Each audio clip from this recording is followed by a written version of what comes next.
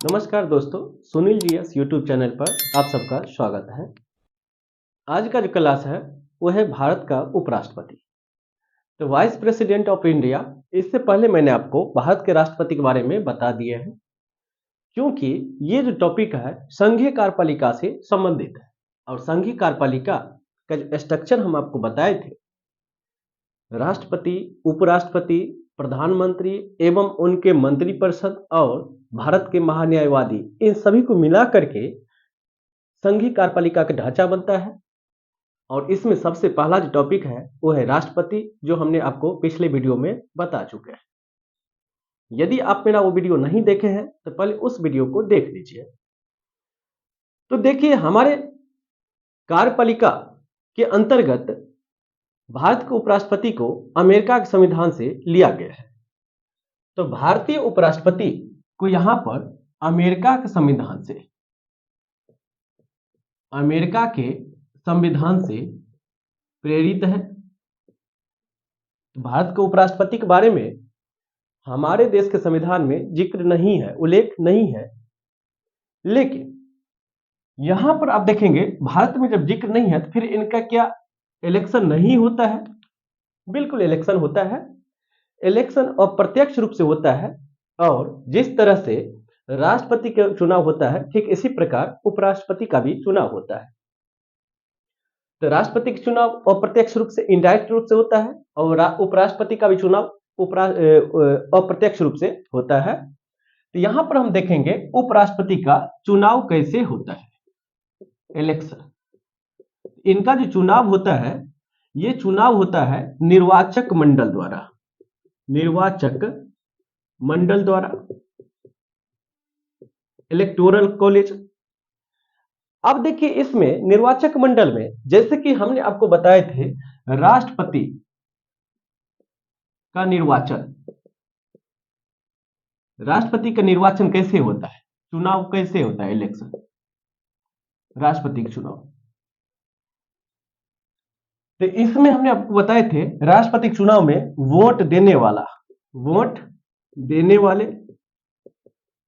और इनके चुनाव में कौन सा सदस्य ऐसे होंगे जो वोट नहीं दे सकते हैं, तो वोट नहीं देने वाले। अब देखिए, इसमें मैंने आपको बताया था वोट देने वाले में सांसद के दोनों सदन मतलब लोकसभा और राज्यसभा, दोनों सदनों के निर्वाचित सदस्य, सिर्फ निर्वाचित सदस्य वोट दे सकते हैं राष्ट्रपति के चुनाव में, मनोनीत सदस्य नहीं दे सकते हैं। और दूसरा जो बताए थे, प्रत्येक राज्य के विधानसभा के निर्वाचित सदस्य और यूनियन टेरिटरी, ऐसे जहां यूनियन टेरिटरी में विधानमंडल है, जैसे कि दिल्ली, तो यूनियन टेरिटरी के विधानमंडल के विधानसभा के निर्वाचित सदस्य, ये लोग भी यहां पर वोट दे सकते हैं राष्ट्रपति को। और वोट नहीं दे सकते हैं जैसे कि संसद के दोनों सदन के मनोनीत सदस्य, लोकसभा और राज्यसभा के मनोनीत सदस्य, ये लोग वोट नहीं दे सकते हैं, नहीं गिरा सकते हैं। और दूसरा जो होगा, प्रत्येक राज्य के विधानसभा के मनोनीत सदस्य, निर्वाचित नहीं, मनोनीत सदस्य वोट नहीं दे सकते हैं। विधान परिषद के, चाहे वो निर्वाचित हो या मनोनीत सदस्य, भाग इसमें नहीं ले सकते, वोट नहीं गिरा सकते हैं। तो ये तो है राष्ट्रपति के इलेक्शन का प्रावधान। लेकिन आपका जो टॉपिक है वो है उपराष्ट्रपति का चुनाव कैसे होता है। ये तो हमने आपको बता चुके हैं पिछले वीडियो में। अगर यहां पर नहीं समझ में आया तो हमने पूरे डिटेल से बता दिए इससे पीछे वाले वीडियो में, आप पहले उसको देख लीजिए, क्योंकि बहुत महत्वपूर्ण फैक्ट हो जाता है राष्ट्रपति का चुनाव कैसे होता है। अब देखिए, यहां पर उपराष्ट्रपति के चुनाव में यहां पर निर्वाचक मंडल होते हैं, और इसमें जो मंडल में होते हैं, एक तो उपराष्ट्रपति को वोट देने वाले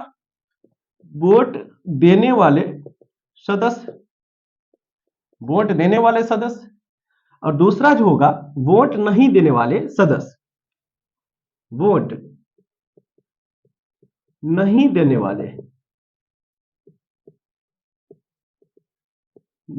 वाले सदस्य। अब देखेंगे यहां पर तो उपराष्ट्रपति को वोट कौन कौन सदस्य दे सकता है, तो यहां पर देखेंगे आप सांसद के दोनों सदन के। अब दोनों सदन मतलब फिर वही लोकसभा और राज्यसभा, लोकसभा और राज्यसभा के चाहे निर्वाचित हो या मनोनीत हो, दोनों सदन इसमें भाग ले सकते हैं, दोनों सदस्य। अब देखिए 543 यहां पर 2 है, प्लस कर देते हैं 543 प्लस 2।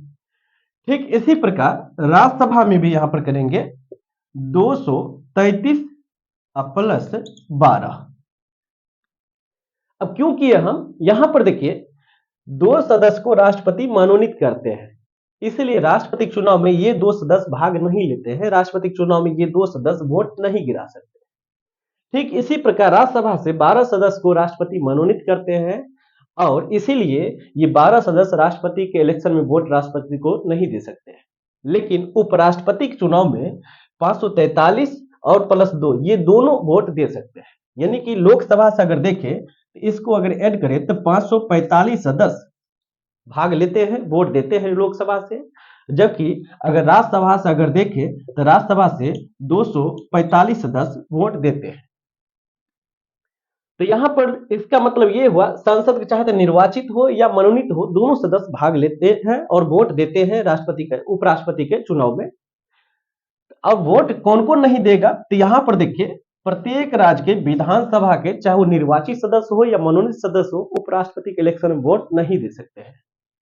और दूसरा, जितने भी राज्य है 6 राज्य ऐसे हैं जहां पर विधान परिषद है, तो विधान परिषद के सदस्य चाहे वो निर्वाचित होगा या मनोनीत होगा। आपको तो राष्ट्रपति के इलेक्शन में भी हम बताए थे विधान परिषद का सदस्य भाग नहीं लेते हैं, तो यहां पर भी ये भाग नहीं लेते हैं। विधानसभा के सदस्य चाहे वो निर्वाचित हो या मनोनीत हो, ये भी भाग नहीं लेते हैं।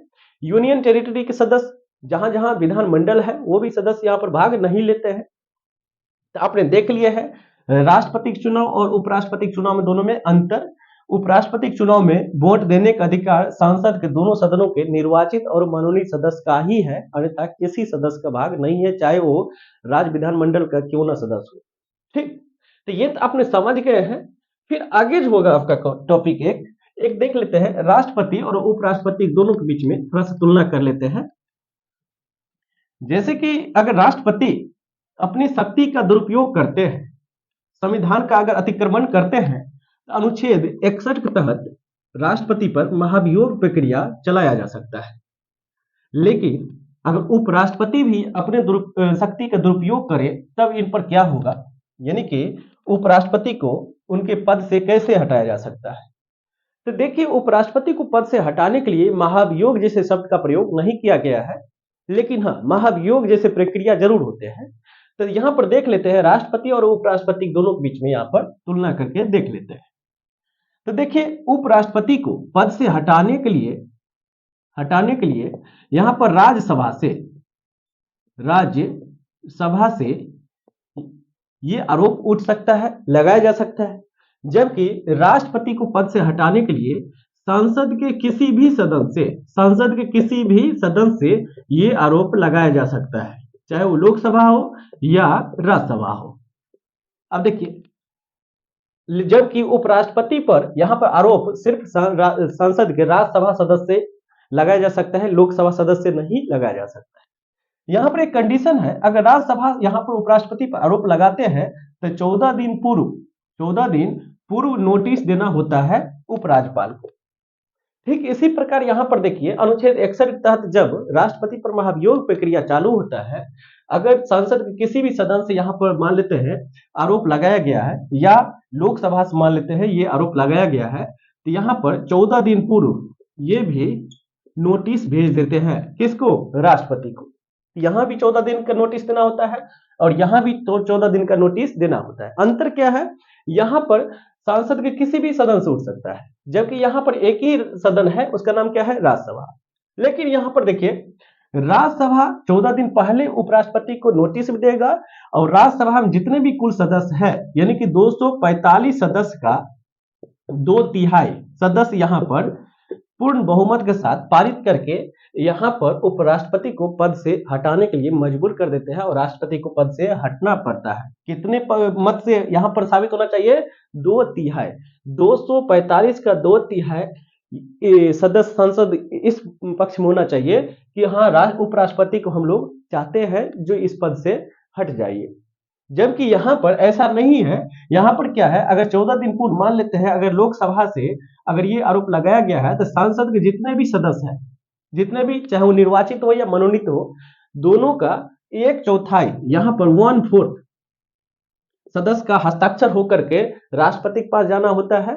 और उसके बाद मान लेते हैं अगर लोकसभा से ये आरोप लगाया गया है तो लोकसभा में जितने भी सदस्य हैं, मान लेते हैं 545 है, तो 545 का 2/3 यहां से पारित होकर के दूसरे सदन भेजा जाता है। और दूसरे सदन में जब इनके प्रस्ताव को यहाँ पर स्वीकार कर लेते हैं और राष्ट्रपति को यहाँ पर दोषी पारित किया जाता है, तो यहाँ पर भी जैसे कि राज्यसभा में कितना है तो 245 है, 245 का भी 2/3 यहाँ पर पारित करके प्रस्ताव को, और ये मान लेते हैं कि राष्ट्रपति को आप पद से हटना पड़ेगा, ठीक है ना। तो राष्ट्रपति के पद से हटाने की प्रक्रिया यही है।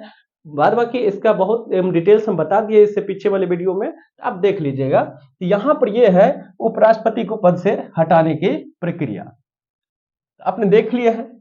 अब हम देख लेते हैं कुछ अन्य यहां पर कुछ और फैक्ट देख लेते हैं उपराष्ट्रपति से संबंधित। जैसे देखते हैं,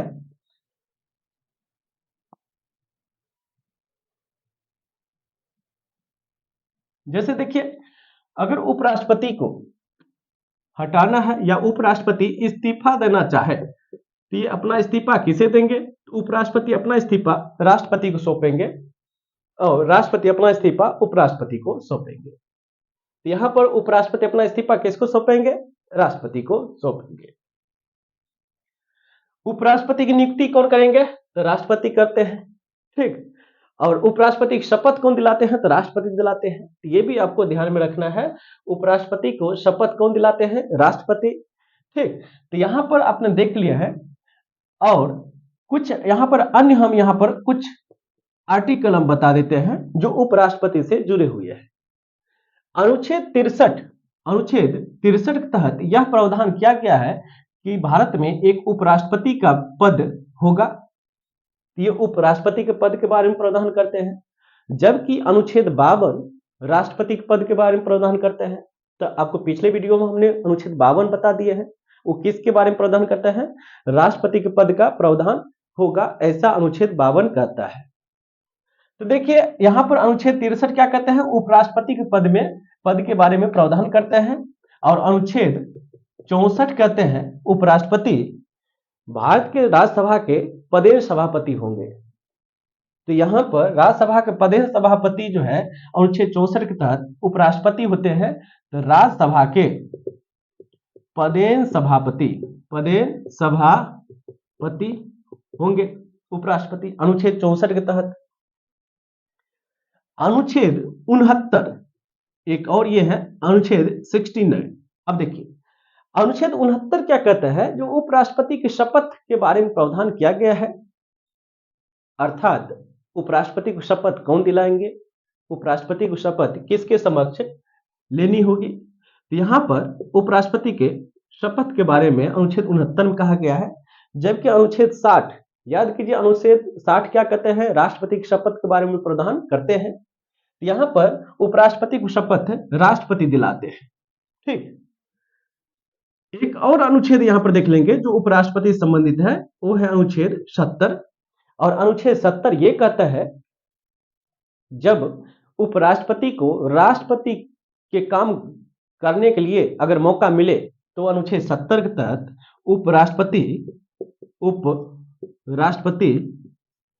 राष्ट्रपति का काम, राष्ट्रपति का कार्य करते हैं। जैसे कि मैंने आपको पिछले वीडियो में बताया था, अगर राष्ट्रपति किसी कारण से राष्ट्रपति के पद खाली हो गए हैं, रिक्त हो गए हैं, तो अगर उपराष्ट्रपति के पद रिक्त हो गए हैं तो तत्काल उपराष्ट्रपति कार्यवाहक राष्ट्रपति के रूप में अधिकतम 6 महीने तक काम करेंगे। तो जब उपराष्ट्रपति राष्ट्रपति के रूप में काम करते हैं तो अनुच्छेद 70 के तहत इनको राष्ट्रपति कार्यवाहक राष्ट्रपति के रूप में काम करने का मौका मिलता है।